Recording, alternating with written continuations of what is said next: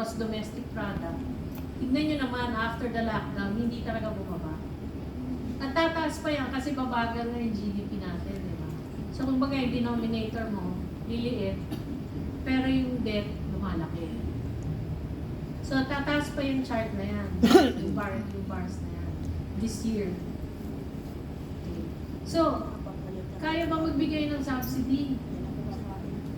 Pag sinuspend nila yung energy, yun, excise tax, pag sinuspend nila, that's 150 to 180 billion pesos per year. Saan nila kukunin yun? Utang na naman sila. Wala magpawala. Pag umutang sila, sigurado ba tayong magagamit yan ng mga tao? Hindi, malita ulit. So yun yung pinaka, dyan eh. Diba? Yung governance is very bad. Kasi gumagastos sila pero hindi nararamdaman ng mga tao. Hindi gumagastos. Next slide. Ikaw, may balita ka rin. Saan tayo pupunta? This year, the following years, okay, tataas ba, steady lang, o bababa ba yung economy? Next slide, please. Ito sabi ni Auntie Claire. Best friend. Yung date is January 2016. Sabi niya, okay pa naman ang investment climate. Diba? Ganyan. January 2026 yan ha. Next, click ulit. Yan. January 2026, investor confidence went down, is down to just 0.9%. Galing sa Bangko Sentral yung data na yan. Okay, hindi yan inimbento. So kung makikita nyo, talagang pabagsak yung investor confidence, business confidence. Siyempre, nung lockdown, bumagsak siya. Pero umakyat ulit, di ba? Ngayon, 0.9. So parang wala rin. Wala talagang kumpiyansa. Wala, 15 na. So, paano ka makaka-attract? So, maski pumunta si BBM sa US, maski matuyo yung laway niya doon, hindi pupunta yung investors dito. Wala silang kumpiyansa. Next slide. So, itong perception nila sa governance, di ba? So, ang score natin is only 32 out of 100. Baba naman. Kasi, kung hindi, hanggang ngayon nga, matindi yung corruption, tapos walang accountability. Pangatlo, di ba number 1? Walang accountability. So, anong perception mo? Anong governance ang sinasabi mo? Wala ka pang napapakulong. Bad governance. Pakulong niya sarili niya. Ang gusto nila ipakulong yung vice-presidente. Okay. Sige, pakulong nila. Pero dapat magpakulong sila ng mas malalaking isda. Yes. Diba? Kung talagang may kaso sila kay vice-presidente, dapat kasuhan din nila yung mas malalaking Kaso. fish, kumbaga, isda. Next slide. Ayan. Ayan. Ito ang pinakamatindi at isa pang worry ko kasi hindi naman matatapos yung baha. Pag dumating ang rainy season, Walang kawawa. marami pa rin babahain. Pag tinignan nyo ngayon yung ibang bansa, yung Hawaii, Nakahanda na. yung Japan, bumabaha na ngayon sa kanila kasi matindi yung winter, so maraming snow. So ngayon natutunaw ang snow, nagiging ulap. So tumataas ang rain level. Pero wala nang flood control eh. Diba? Kumbaga, puro salita. Okay, yung ibang flood control projects, sira na. So, ibig sabihin, mas malaki ang devastation this year than last year. Next slide. Dahil pagpadimik na. So, ito pa yung mga questions na hindi pa nasasagot. No? Pag-isipan niyo yung mga sagot dyan. Ano na nangyari doon sa 1.45 trillion insertions ng Congress and Senate over the last 3 years? 1.45 trillion pesos. So ano na? Yung 60 billion na tinanggal sa PhilHealth. Di pa na PhilHealth, actually hindi tinanggal, ninakaw. Ninakaw. Sinoli na ba yun? Hindi pa. Pa rin. Meron ng Supreme Court ruling doon na Hindi pa. Hindi pa rin. yung sa PDIC ninakaw din yun. Kasi may kumbaga bawal din silang maglabas ng pera dyan eh. Kasi nga, for security yan ang mga bangko, di ba? Mas malaki pa sa PhilHealth yan, 107 billion. Quality. Yung Maharlika funds, ano na nangyari? Wala na. Wala pa rin balita. Wala pa Sa rin. bulsa ni Pastor. So, who are truly accountable? Marcos. So, nagsalita na yung mga Marines, yung ibang sundalo, ayaw pa rin nila maniwala. Sinisiraan yung mga nagsasama ng Kasi katotohanan. involved sila. Bakit wala pang nakukulong? At saka, will we still recover the stolen funds? No. Hindi na. Ay, bili na ng mga bahay, kotse. Wala na yan. Next slide. Pa-face off na. Ito yung mga bigger questions. Can we still afford another 2 years of the BBM? No. No. Next question. Will massive corruption continue? Yes. Yes. As long Next as sila pa rin. question. Will BBM and his cohorts give up his power behind the president? No. No. Sa tingin nyo, will we have a fair election? No. Kasi Cheating. smart matic. Kaya bakit kayo maasa sa 2020? Ngayon Laban. na. Laban. So, yun yung tanong ko sa akin, parang tanong ko yan, kaya pa ba natin the next 2 years at saka aasa ba tayo sa 2028 kung alam natin that he is not willing to step down? Yes. Bakit ayaw niya mag-step down? Kasi Pwede siya makulong. makulong kasi sila. Sila. Next, Hindi pa nagsawa. can one woman overcome and repair the massive damage No. being done to our people? No, kailangan kasama tayo. Tulungan. So, hindi kaya ng isang tao. Yes. Yeah. Kailangan sama-sama. Kailangan yung mandate ni Lipi. kung sino may magiging presidente. Siyempre, most likely right now, dahil na mataas Tayo ang na believe. approval rating niya, is vice president. Pero kaya ba niya? Kaya. So, kailangan talaga tulungan natin. Tulungan Kasama natin. tao. So, hindi magagaling sa isang tao. Yes. Gagaling yan sa buong bansa. So, with that, I'd like to end my presentation. Very well said. Thank you very much, Ma'am Cora. Oh, nagulat kayo. Kayo tinanong.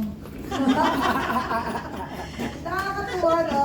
Actually, gusto kong bigyan ng diin ang Pacquiao, no? Actually, na-discuss niya lahat. Para lang maging eye-opener and also a reminder to all Filipinos o mga kababayan natin, no? Remember, kahit na may mag-isa na sa tingin natin, kaya manindigan, but we need to support. Yes. Kaya kapag may naninindigan po sa bayan natin, may pag-asa. At huwag natin iasa lamang sa kanya. Yung pagpapakita niya ng pwersa ng paninindigan para sa bayan ay isa ng parang senyales para talagang tunay na mailatag sa atin yung malasakit na inaasam-asam ng mga Pilipino. And pwede po bang Pacquiao, tanungin ko ng isa-isa. We know that na-discuss niyo po lahat para lang po sa kalaman ng ating mga viewers sa live podcast natin. No? Ma'am Corazon Guidote, yung kondisyon po ng ating ekonomiya sa bansa, in light of the ongoing Middle East crisis is talagang scary. Given the ongoing tensions in the Middle East, what immediate risk do you see for the Philippine economy, particularly in terms of inflation, in terms of investment, and overall market stability, ma'am? So, yun nga, no? Tataas ang mga presyo. Ang inflation mo, ngayon low single digit, pwedeng mag-double digit, sorry. So, pwedeng umabot ng 15 to 20% this year, or probably even higher. Depende kung hanggang saan ang gera. At ikalawa, yung piso natin lalong manghina. Actually, hindi ko nasabi kanina na pag nanghina ang piso, dadagdag rin yun sa inflation. So, kasi tataas din ang presyo ng mga imported items. Yes, ma'am. May kasunod pa po akong question para po talaga maunawaan din nila eh. Kasi through your answer, magkakaroon na mas malinaw na pag-unawa. Dahil baka akala nila pinapaliit nila yung krisis na kakaharapin ng ating bansa eh. Ma'am, at a time when global uncertainty is rising, how critical is the governance and the fight against corruption in keeping the Philippines attractive to investors? hindi na nga tayo attractive eh. Kaya negative na yung investment flows. So, yung governance, yung corruption, kaya walang kumpiyansa yung ano, kasi ang alam ng mga investors, tataas lang yung cost of doing business. So, hindi ko pa nga nadagdag dyan yung cost of corruption eh. Kasi di ba, pag pumasok ka sa isang bansa, so titignan mo yung inflation, yung value ng currency, interest rates, parang gusto mo umutang, ganyan. Ang hindi ko na isama, yung mga padulas. So, Kasama niya. dito, Wala. maraming padulas eh. Diba? Kada permit na kukuhanin mo, May padulas. Para padulas. mabilis. Depende sa LGU. Yes. May mga LGU na okay naman, may mga LGU na hindi. Ramdam ko yan. So, kung ikaw businessman, alam mo yan. Matagal ako nagtrabaho sa business eh. So, alam ko yan. So, kaya malaking turn off yun. Lalo ngayon, nakikita na napaka-massive, napaka-talamak ng corruption. So, binigay ko yung example dati, Francisco Motors. Oh, yes. Sayang yun kasi $1 billion sana yung invest nila. No? Because ilang trabaho mag-generate yun. Pero sabi ng Francisco Motors, ang tagal-tagal na nilang humingi ng permits, hindi sila mabigyan-bigyan. Pumunta sa China. 30%. So, ang nakinabang China. Nakinabang mga Chinese employees. Sorry ba? Ma'am, may kasunod pa to.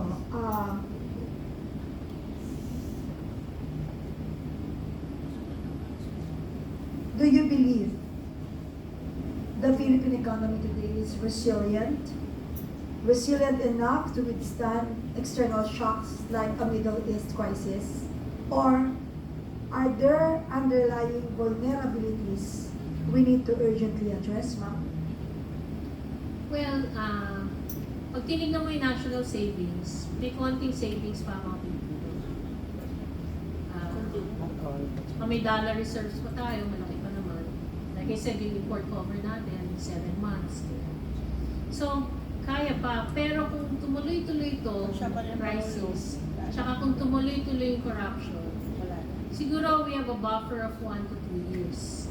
Kaya nga sabi ko, kaya pa ba natin yung 2 years Wala na na ganito ang Pilipinas. governance? Murado na sa mapa. Murado na tayo. Kasi sayang yung pinundar natin eh. Tama. Na ako nang inayang yung sa pinundar at saka yung potential. Kasi yung potential is 7 to 8% growth every year ng GDP. We're just growing by 4. This year, swerte tayo kung tumaas pa ang economy ng 3%. So yun yung ko lang, fearless forecast ko. Swerte pa tayo kung mga 3% tayo this year. Naku, nakakatakot.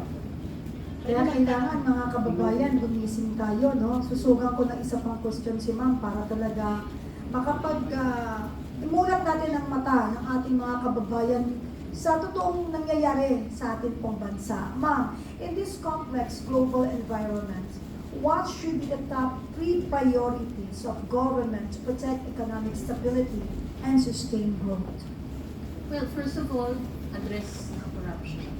Second, reduce spend. Government. Kasi yung corruption kasi, pag kinurtail mo yan, bababa, or not necessarily bababa, pero yung pera mapupunta sa tamang projects. And it will generate jobs. Pinaka-importante is for the government to generate jobs para hindi magutom yung mga tao. Kasi ang unemployment mo, sigurado aakyat in this year. Alam So, mo, yun ang pinaka-importante. ma'am, alam niyo, no, tama po yung sinabi niyo. Pinaka-importante that mag-generate tayo ng more jobs sa mga Pilipino. Kasi kahit pa paano, mabubuhay sila ng marangal, maiangat nila ang antas ng kanilang kabuhayan, at kasama yung magandang oportunidad at future para sa kanilang mga pamilya. Ang nakapanlulumulang kasi kasama dito yung mga job opportunities puno-puno, pero hindi naman pala totoo. They are just parang nag-showcase lang sila ng jobs, pero sa huli, parang wala naman ako nagkakaroon ng trabaho, parang they are just promoting some brands and mga bagay-bagay na ginagamit yung mga, anong tawag doon, yung mga job cartel, ang tawag sa ganon, attorney? Di ba may mga laging, oo, laging may ganon sa iba't ibang mga lugar. Also yung mga pobre naman nating mga kababayan na gusto makapagtrabaho, pupunta doon, maglilista, pero wala naman na-hire. Tapos may ipopromote ng mga produkto. Yan ang isa sa cry ng mga pumipila, lumuluwas para mag-apply, no? Sana naman magbago na sila kasi kaawa-awa naman ng ating mga kababayan. Moving forward po, ma'am, I will give the floor now to our moderator, Attorney Yvette Contacto, to continue yung mga question na dapat pong mailatag sa ating pong mga kababayan. Okay, maraming salamat ka, Penny. Ma'am Cora, no, are we underestimating the real economic threat of the Middle East crisis? Or could this trigger another inflation surge or even capital flight from the Philippines? I think if you listen to the spokesperson of the government, para sa kanila walang problema. In fact, dininay nga niya na may crisis. No? Tapos biglang nagkaroon ng emergency of executive order. So, kumbaga, there's a strong sense of denial sa gobyerno. So, kaya nga lumalabas na ako ngayon, nagsasalita na ako kasi kailangan ipakita yung totoo. Yes. Kailangan makita ng mga tao kung ano yung katotohanan sa numero. Hindi ako nagsasabi ng, walang basis. Kailangan makita, kaya pinakita ko sa inyo, puro charts, wala masyadong text. At saka mga official sources yun. So, kailangan malaman na talaga yung katotohanan. Kasi kung hindi natin alam ang katotohanan, paano natin i-address yung problema? Kung in denial ka na may problema, paano mo masusurvive? So in other words, yung cynicism could trigger inflation dahil hindi sinasabi yung katotohanan. Yeah, so- May pangamba. Tsaka hindi tayo handa. Para tayong mapatay So, na hindi alam. mawalan ng kuryente. Bigla na. Handa ka ba na mawala ng kuryente ng 2 linggo? Hindi. Handa ka ba na maubusan ka ng tubig kasi walang kuryente? Lalo na yung mga nakatira sa condominium. Yes. So, handa ba silang mag-igib ng tubig hanggang 20th floor, 15th floor, ganyan. So, kasi walang elevator. So, I'm just stating certain worst case scenarios kasi when you do scenario planning, especially for a crisis, you always have to look at the worst case scenario para handa ka. And sa ganun, mama, no, susugan ko lang po yung nabanggit niyo. In this scenario, usually nakikita ko ho yung mga yung situation na yan, lalo-lalo na dito sa Metro Manila. Sa kabuuang sitwasyon ng Pilipinas, tila mukhang mas maganda pa kung nakatira ka sa probinsya, no? Because you have all these natural resources, hindi mo kailangan mag-aircon dahil nandiyan yung hangin, and then libre ang araw na napakarami, di ba? If you have your solar power equipment, you can have your electricity. So, in this situation, who do you think could best lead government? To be kumbaga, the think tank para mas buo ang approach sa pagtulong sa ating mga Wala tayong asahan sa... Sorry to say, we cannot depend on the government right now because they're still in denial. Tama. So, pagbasahin niyo yung energy emergency, wala nga ngipin. Kasi nag-review pa ako, wala siya masyadong ngipin. Kasi nga malaki yung utang ng gobyerno. Tapos kung kailangan nila magbigay ng subsidy, mangungutang din sila. Hindi pa tayo sigurado kung talagang gagawin. So, the best thing is to be self-sustaining. Tayo mismo ang maghahanda ng sarili natin. Huwag tayo asa sa gobyerno. Pag umasa tayo sa gobyerno, kasi nga in denial sila.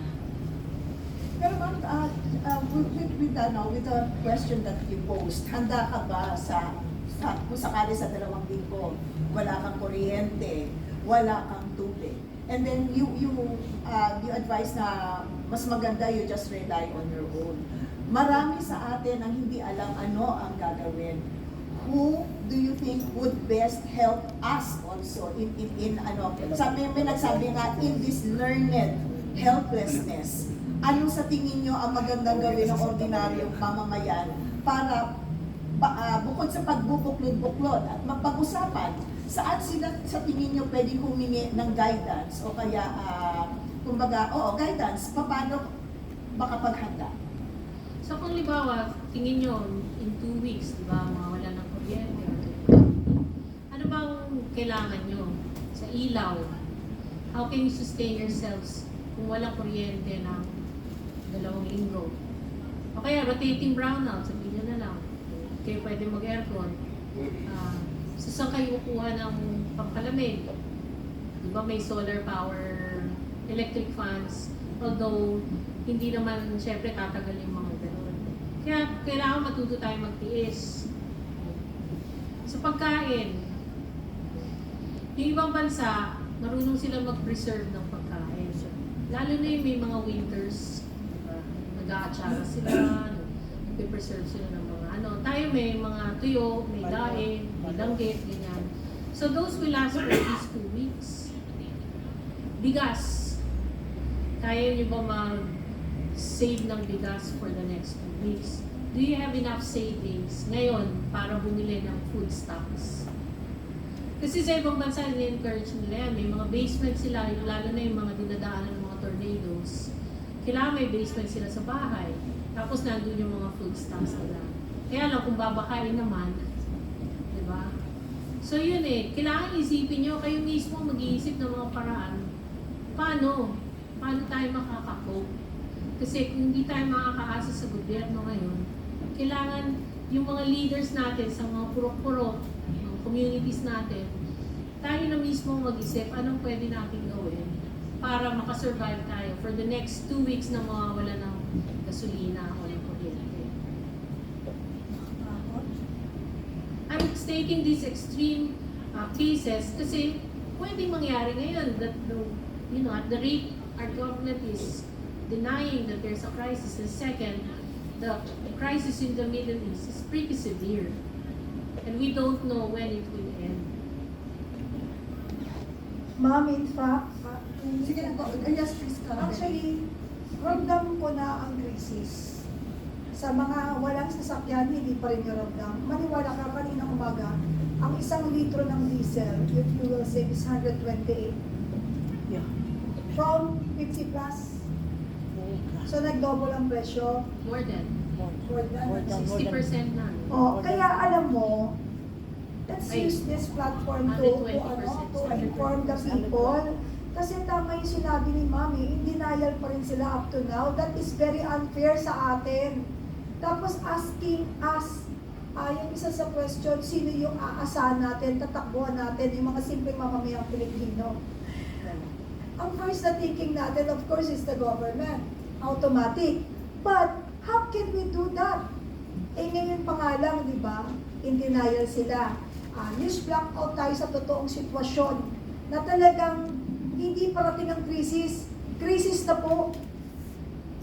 And nakakapanlumo po talaga. Bakit kailangan magsinungaling sila imbis na tulungan nila tayong maghanda at ibigay ang tunay na datos kung ano na talaga ang kalagayan ng bansa.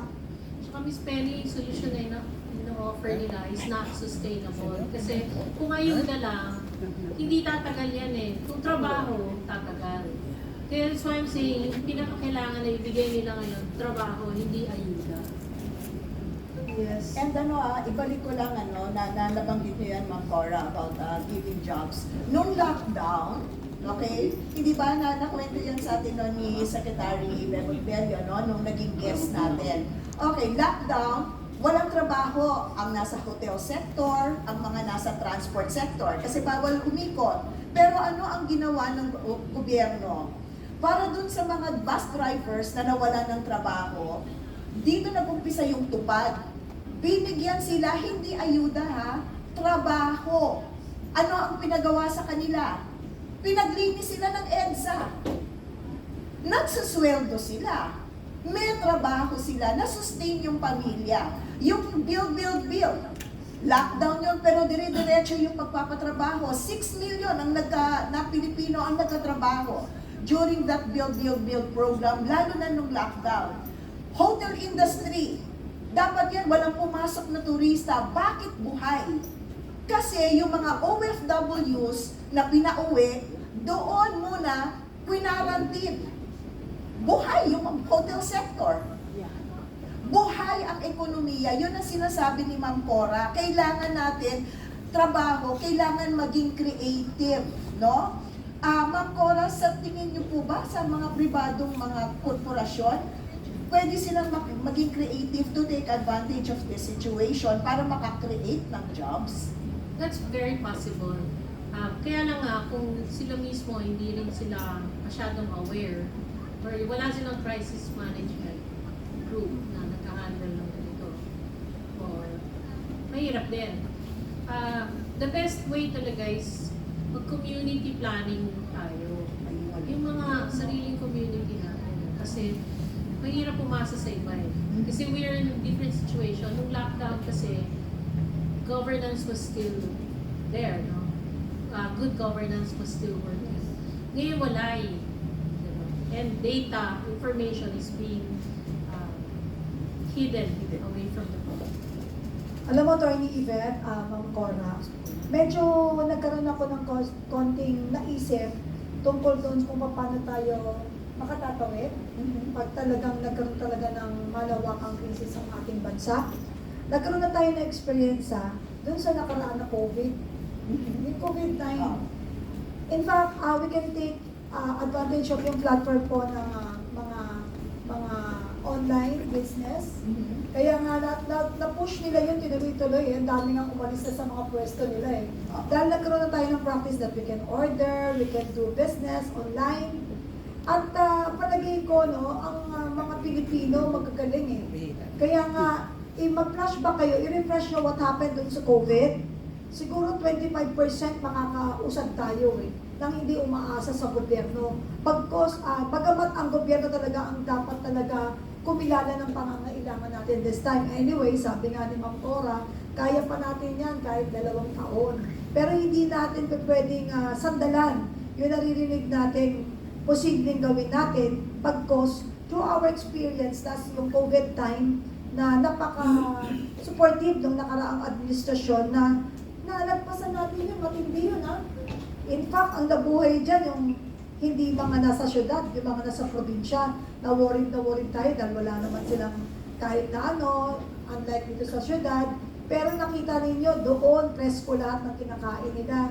Fresh food, fresh ano. At natuto rin tayo dito sa syudad na magtanim sa mga backyards natin, even sa mga apartment na bahay natin. Nagkaroon tayo ng sistema that can help us. So, siguro nga, pwedeng ibabayan sa LGU, babaan yung mga tao, masa, hanggang sa grassroots to educate them. At yung preparedness, importante, Yvette, kasi ito hindi biro, nakakatakot to. Dahil maraming magugutom, maraming magkakasakit kapag hindi kumakain ng tama. At lalo na, pagandaan natin, kuryente, sabi nila, mawala kuryente, okay lang, wag lang tubig. But the water cannot run dun sa without yung kuryente. Kaya baka akala ninyo magkakaroon kayo ng magandang tubig kung walang kuryente. I-open niyo yung eyes ninyo sa mga totoong sitwasyong mangyayari kasi mahirap yung pinangakuan ka na gusto mo pang matupad. At least matutupad yan pag sarili mo mismo ang inasahan mo and lead yung preparedness natin dahil may mga anak tayo, baka may mga senior tayong kasama sa bahay, talagang mas nakapalulo mo pag nakita mo nagugutom sila at nasasaktan tapos wala kang magawa. At least ready tayo. Actually, nung lockdown, buhay pa yung father ko nun eh. Umaasa siya sa oxygen. No? So, buti nun may kuryente. Pag nawala ng kuryente, yung mga may sakit, lalo nung mga gano'n na diba? Delikado talaga.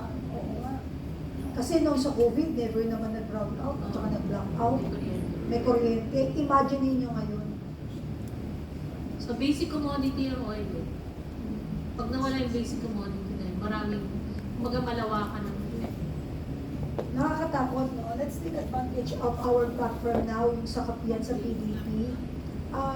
Huwag natin maliitin to kasi ang dami nanonood yan eh. Maabot tayo ng million viewers ni Mada. We can help them para sa impormasyong totoo. Kasi parang hindi nila nilalatag yung totoong sitwasyon ng ating bansa. Sasabihin, malayo, ganyan. O, malayo pa rin. Bakit tumaas ang krudo? Bakit? Hindi yan sa layo o sa lapit. Yung pangangailangan ng tao dahil may krisis. Hanggang ngayon, hindi nila nila alam at sinasabi sa taong bayan na nasa krisis na po tayo. So sa tingin po ninyo, ay, kailan baka ang dami mo pa palang dapat ilatag. Ay, hindi. Sorry. Gusto ko lang kasi susugan, nasabi mo kasi about taking advantage of this platform. Nasabi na kasi ni Ma'am Cora, na magkaroon ng community planning. We'd like to take this opportunity para manawagan sa aming mga viewers, lalong-lalo na yung mga kababaihan at mga nanay. Alam nyo, sa bawat pamilya, nanay ang may karga ng bigat, ng responsibilidad, paano pagkakasyahin Budget. ang kung anong meron sila. Sila yung umiiyak, sila yung naghihinagpis, sila yung may stress, no? Paano pagdudugtungin ang bawat araw. Kaya sa mga nanay, sa mga kababaihan dyan, kapag kayo po ay nagpupulong-pulong, nagbigay na ho ng payo si Ma'am Cora, mag-usap-usap na kayo, mag-community planning, magkaroon ng plano para sa 2 linggong kung sakaling mawalan ng kuryente, ng tubig, ng bigas. Again, nasabi ko yung mga nasa probinsya walang problema eh. Merong source ng tubig, pakuluan mo lang, may mga kahoy sa gubat, malinis na ang tubig mo. Eh dito sa Metro Manila, kahit sabihin mong may mga nag-aano ng bottled water, di ba? Eh kung wala namang kuryente, paano lilinisin yung tubig na iinumin ninyo? Tama? Alam nyo, nakita nyo lahat ng cellphones na yan. Paano gagana yan kung walang Kuryente. Which, Ma'am Cora, Apektado kaya tayo. nga po ngayon, alam nyo, bilib ako sa kakayahan ng mga Pilipino eh. Ngayon ako nananawagan sa mga inventor na mga Pilipino. Nung time ni PRRD, may programa eh. Mga Yes, yes, di yes. ba? Magnetic po, magnetic. Yes. Oo, pinababalik yung mga inventors natin, binibigyan ng mga ng mga Chances. privileges, ang daming Chances. binibigay na incentives. Sa inyo po, nananawagan din po ang PDP na sana po magsakripisyo kayo, mag-invento kayo doon sa mga nasabi ni Ma'am Cora na kakaharaping krisis natin kung paano pwedeng masagot yon ng siyensya. No? Ang Pilipino, bilib ako sa kakayahan yan. In fact, yung fluorescent, di ba? Ito fluorescent, Pilipino nag-invento Pilipino. yan eh. Di ba? Actually, alam mo, Attorney Yvette, Yes, ma'am. during times of crisis, dyan talaga lumalabas yung mga magagaling. Maraming oportunidad during a crisis. Lalabas. Opo. So, dyan lumalabas talaga yung galing ng tao. Totoo.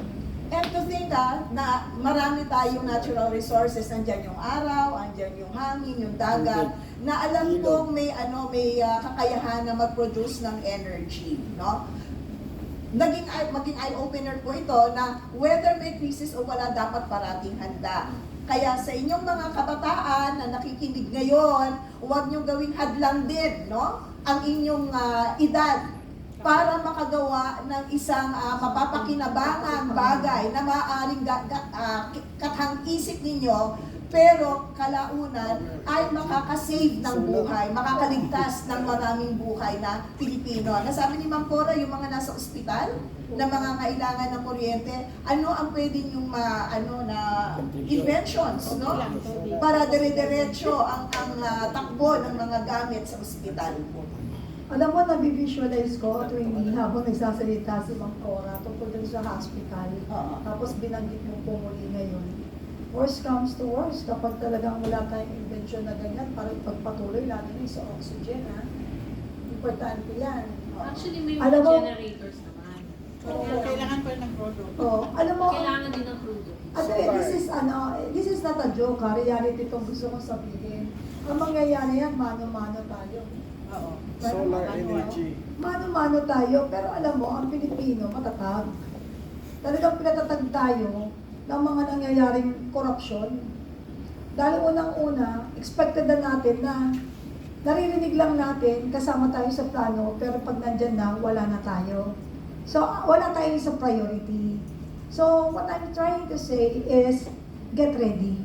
Kasi, kailangan, iba na po yung handa, maging Girl Scout at Boy Scout tayo sa panahon ng krisis po sa ating bansa. Kasi, sa totoo lang ho, ang daming nilalatag eh, lalo na po ni Ma'am Cora. Kung titingnan mo, pakikinggan mo, lalo mo lang talagang pinasisidi talaga na yung ating dating hakang-haka ay tunay palang totoo, na matagal na pala tayong binabalahura. Kinakaya-kaya, ngayon alam na ninyo, papayag pa ba kayo? Hindi. So, Ma'am Cora, talagang nakakatakot pero biglang-bigla kami dahil bakit kailangan sa sobra-sobrang pera o yaman meron ng Pilipinas, bakit kailangan umantong sa ganitong sitwasyon na pati mga maliliit nating kababayan ay harap-harapang nilulokot ninanakawan? Tama. Actually, mayaman ang bansa natin eh. Kasi we have all the natural resources na kailangan pwedeng makapagbigay ng sariling yaman. May lupa tayo, may ulan, fertile ang soil natin, meron tayong ginto, meron tayong langis. Sa ilalim, nasa ilalim pa nga rin lahat. So, tapos ang mga Pilipino masisipag, kaya nga, di ba? Ang Pilipino mismo ang aangat sa ekonomiya ngayon, hindi yung gobyerno. Ordinaryong Pilipino. So, kung kailangan talaga, humingi na tayo ng accountability sa gobyernong to. Okay? Kasi, kung hindi, lalala pa ng lalala ang sitwasyon. So, maski walang crisis, maski walang oil crisis, lalala talaga yung ekonomiya. Nakikita ko na yung dati pa. Kaya lang, it got worse. Okay? Lumala dahil nagkaroon ng crisis pa sa labas. May gusto yata magtanong. Sandali, mamaya tayo Mama, sorry but I want, sana, if you don't mind, kasi you did not attend the meeting kanina earlier, kaya hindi ka aware. So, pakibulong na lang kay Ma'am. So, can you please continue, Attorney Beth? Actually, ma'am, ito, para madinig din ng kung nakikinig ngayon ng ating administrasyon, ma'am.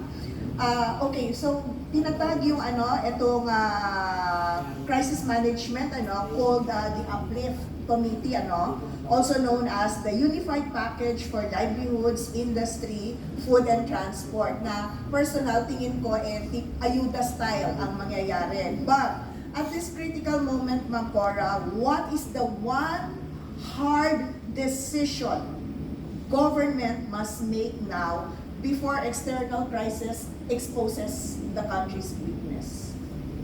One hard decision. Hard decision. Yes. Step down. Yes. Yes. Yes. Good. Yes. Go away. Yes. Denial. Let the Constitution, or give a chance to the Constitution to work. Kasi It's true. if we continue with the current leadership na walang vision, mahirapan rin sa dalawa. Or worse, more damage will be done to the economy. Sana. Susugan ko yung Ma'am Cora, na sabi niyo walang vision. This government, this administration stepped in middle of 2022, it's already 2026. Mga kababayan, mga bloggers natin, si Ma'am Cora is an authority on economy. Hindi yan magsasabi na walang vision kung walang basihan yan. No?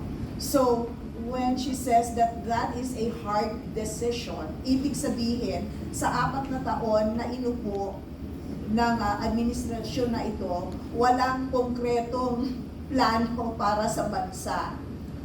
Hindi na tila kakayanin sa inaantay pa nating 2 taon. And hindi naman kahihiyan kung bababa. Kung mas nakararami ang makikinabang. Ito ay boses na ng isang ekonomista. Naway makaabot ito sa ating gobyerno para po mapagnilayan ninyo kung karapat-dapat bang ibigay ninyo itong ginagawa niyong serbisyo ngayon o ipaubaya nyo na sa nasabi ni Ma'am Cora na paigtingin ang ating constitution, pairalin ang ating constitution. Attorney, the answer pala sa atin pong masiding problema sa crisis is just 2 words. Diba? Step down. Sa totoo lang, kinilabutan ako. But it really love our country, do it or regret. Kasi, sa totoo lang po, sir, talagang naiiyak ako pero pwedeng sabing naiiyak ako pero wala akong magawa. Dahil lahat tayo may magagawa. Yes, yes. Nakita ninyo, kayo na rin po nagsabi. Tinanong kayo kanina, di ba? Sabi ko, ibang klase to. Dahil ang nagtatanong, yung guest panelist. Unang-una, dalawang word lang pala ang magiging solusyon sa problema ng bayang Pilipinas. Sabay-sabay tayo! Step down! We will not say sorry or you will be sorry soon. Yes. Kasi po, taong bayan na po ang nananawagan, taong bayan na po ang nagdurusa. May krisis po sa ating bansa. Huwag ninyong i-deny. Yes. Kailangan maging makatotohanan ng lahat ng pagpapahayag natin sa ating mga kababayan. Huwag tayong magbulag-bulagan sa katotohanan at magbingi-bingian sa lahat ng nagdidinig natin. Pwede natin itong ibalanse. Kaliwat kanan. Bakit hindi natin ito magawa? Ano ba ang tinatago ninyo? Hindi ba kayo naaawa sa ating mga kababayan? 128 na po ang diesel per liter. Wala pa rin krisis ang Pilipinas.